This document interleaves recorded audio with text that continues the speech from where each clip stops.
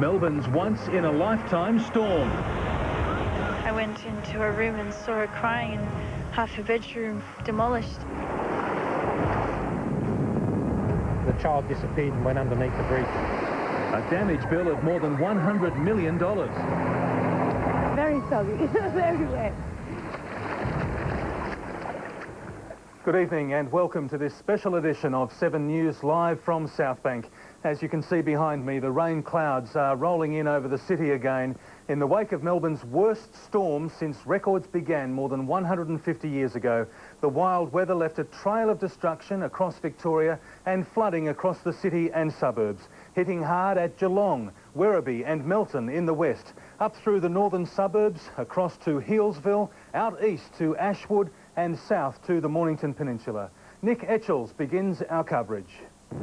With unprecedented rain came unprecedented floodwaters. At Werribee, police on jet skis launched a search for a teenage boy believed to have been swept away by the wild current.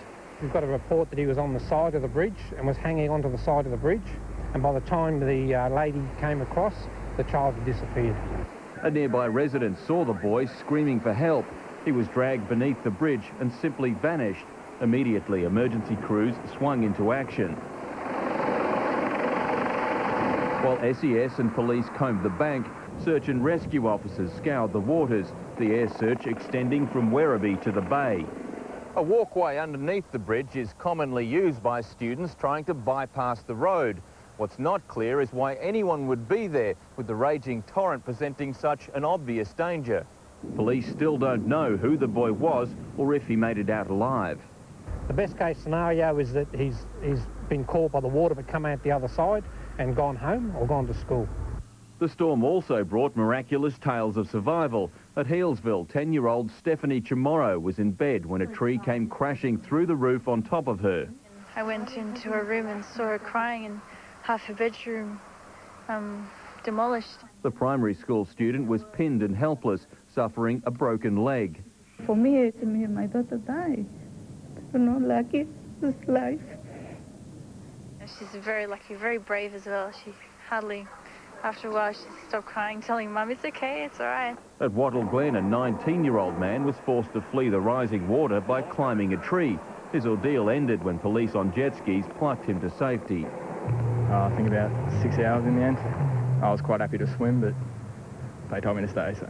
And at Somerville, the rescuers became the rescued after a falling tree demolished a fire truck. Frighteningly close. Nick Etchells, 7 News.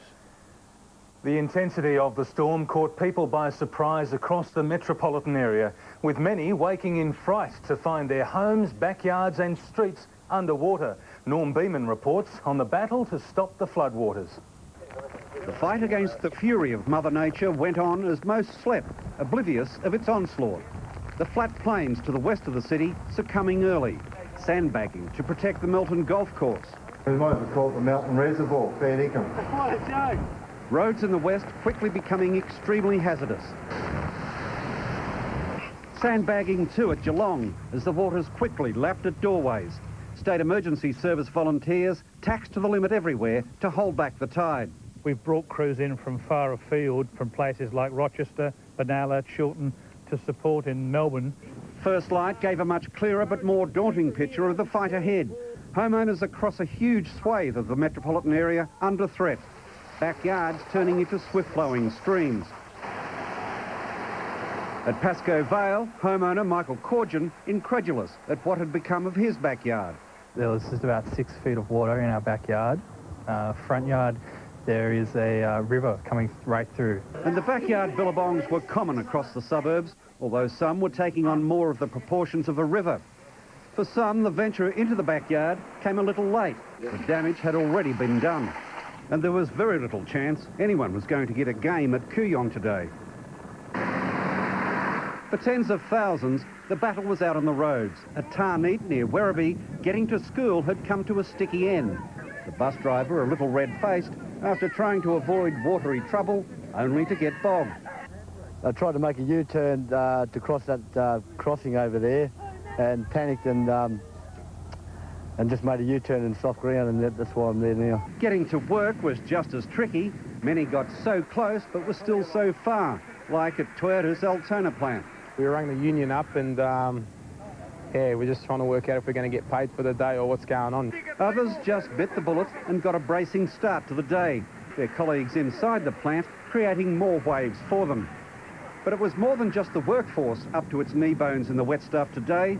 Our four-legged friends are also forced to cope with the elements. There were many areas to the west where animals had to seek out higher ground. But then there was the sight down at Somers on the Mornington Peninsula. Who could explain this? A cat of a different kind up a tree. Well, it was that one day in 156 years. Norm Beeman, 7 News. The deluge made it a day many workers and travellers would prefer to forget. From the city to Melbourne Airport and beyond, there was only one way to describe it: extremely frustrating. Claire Brady explains. As quickly as it fell, our city started to flood. Parked cars were swallowed, roads became rivers, and as drivers struggled, their windscreen wipers were soon made redundant. Melbourne was making history while it slept. Unbelievable, isn't it? Volunteers were pushed to the limit, juggling what they could in the dark, and the ground was so wet it couldn't hold its trees. This one made swift work of a van as it fell. Motorists were faced with winter's worst in February. Some tried to take on the water in South Melbourne's swollen streets, but their bravery was left limp. Did you think you could make it through? Yes. Didn't realise. This man was left stranded in City Road. God knows how much longer I'm going to be. Probably another hour or two. Had breakfast? No, I didn't. No. I'm starving, actually. But regardless, others paddled on, tempting fate. Pretty risky. Oh, it is, but you're going to have to do it to get to the other side. Hope and pray I get there. Not that far to go. And for the first time, flights were delayed by conditions on the ground rather than in the air. Water over the Tullamarine Freeway made it a car park, with many having to get out and walk to make their planes. And on the Princess Freeway at Hoppers Crossing, a boat would have been more useful to get through the impossible. But getting from A to B was too tough for the Spirit of Tasmania. En route to Devonport, it was forced to turn back to Melbourne when water began to crash through its portholes. And we were way, way up there, and then crash right down into the valley. It was really, really high. The Kerford Road Pier was no match for the sea. Its planks were torn apart as the bay's ripple became a roar. This yacht ran aground, and at the MCG, a construction crane dangled precariously in the air, prompting workmen to clear the site of the new stand. The Yarra was so full to the brim that it broke its banks and swamped the footpath outside Crown Casino. And forget the sandals, today was one for gumboots, as Melburnians wondered where their summer had gone. Everywhere shoes were abandoned as getting to work became a challenge. You look superb. How are the feet? Oh, beautiful, nice and clean after a good heavy shower. And the air's nice and beautiful, no hay fever for a change. Suits were suspended, and this man packed his surfboard for later on.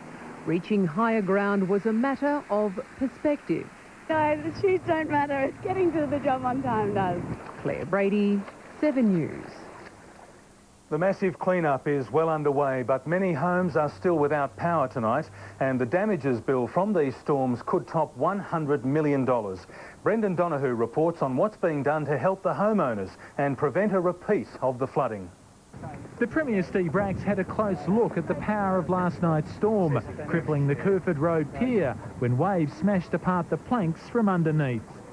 Thank God there's no one out here. The insurance industry is bracing itself for massive payouts.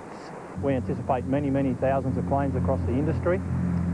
And, you know, at this stage, it's early days, but we expect that the cost will run into the hundreds of millions. We are yet to determine the amount of damage to households, to cars and to other clear facilities, public facilities as well, but, you know, it'll be in the millions and millions of dollars. The widespread damage to houses, cars and boats sparked debate about how well prepared Victoria is for freak weather. A lot of natural disaster events have occurred which you can't do anything about. Trees falling over, 100-year-old trees. Despite the widespread damage across the state, the Premier says Victoria's public infrastructure generally stood the test. I think our infrastructure is held up as well as could be expected. The State Emergency Service received more than 3,000 calls for assistance. Thousands of homes lost power, 24,000 in the west of Victoria alone. The government offering emergency relief payments of $900 for those forced out of their homes.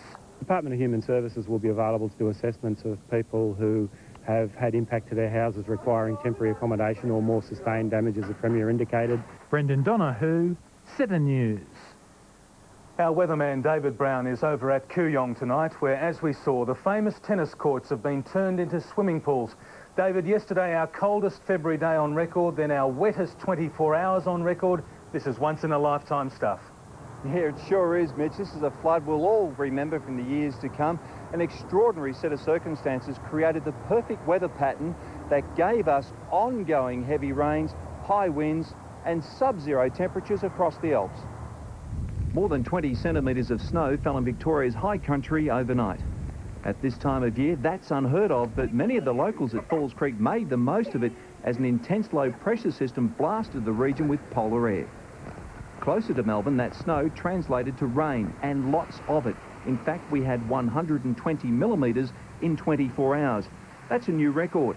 The Yarra burst its banks in the city for the first time in 33 years. A reminder of the floods back in February 1972, when central Melbourne was transformed into a raging torrent.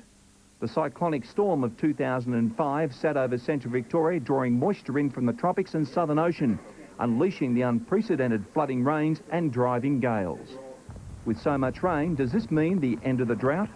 It could be. I don't know whether we can get another fluke next week or the week after to back up all this good rainfall. More importantly, did any rain make it to the catchment areas?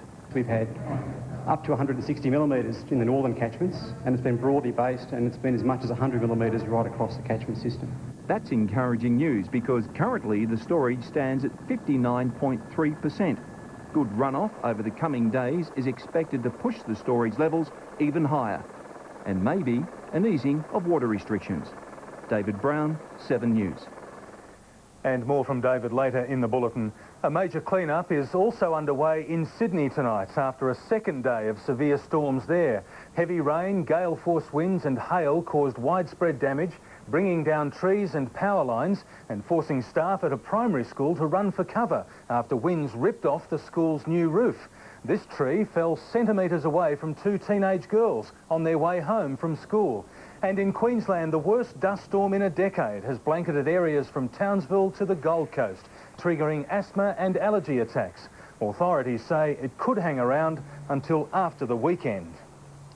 Still to come in 7 News, the day's other top stories. The Pope on the mend in a Rome hospital after his latest health scare. And the new cartoon character who's aiming to save young lives on our roads.